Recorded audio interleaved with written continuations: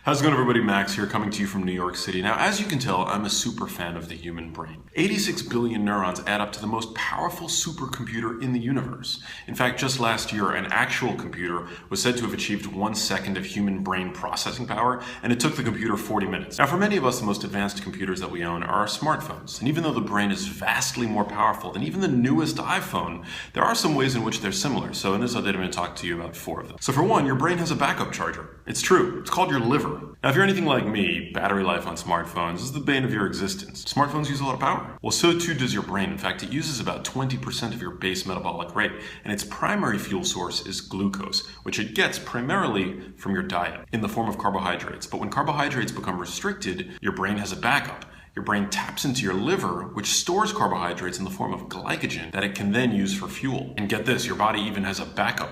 It's true, when your liver runs out of glycogen, it then begins to tap into your fat stores for fuel, and your brain can actually use fat for fuel in the form of ketones. Now, whereas your iPhone is indifferent as to where the power it's getting comes from, ketones are actually a much cleaner burning fuel source for your brain than glucose. In fact, this is one of the reasons why intermittent fasting is said to confer its plethora of brain benefits. And that is because that by fasting, you're not supplying your brain with glucose through dietary carbohydrate.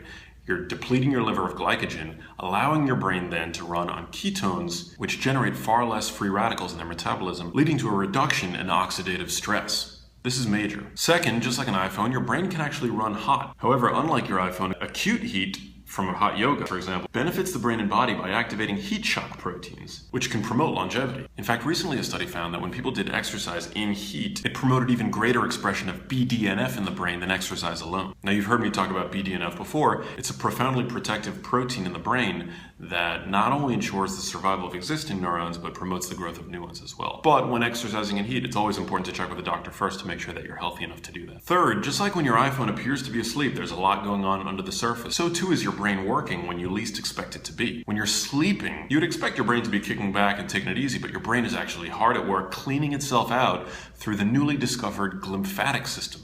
On top of that, it's also consolidating memories, which I've talked about in a previous video. Lastly, just like you can jailbreak your iPhone to unlock features that are not accessible to most people, so too does your brain have hidden features that are simply not accessible to us. Now, it is a myth that we only use 10% of our brains. We use a lot of our brains. I would say we use the vast majority of our brains.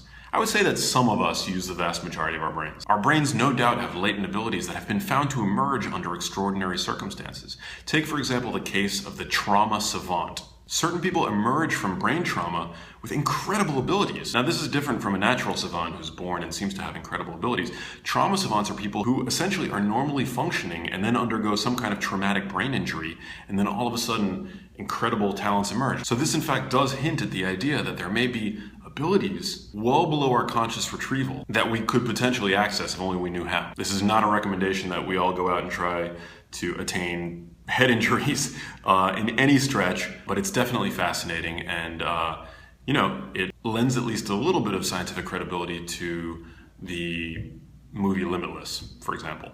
Anyway, I hope that was interesting for you. My name is Max Lugavere. If you like these, subscribe to me on YouTube, youtube.com/MaxLugavere, Facebook, Twitter, and Instagram, and I will see you next time. Peace.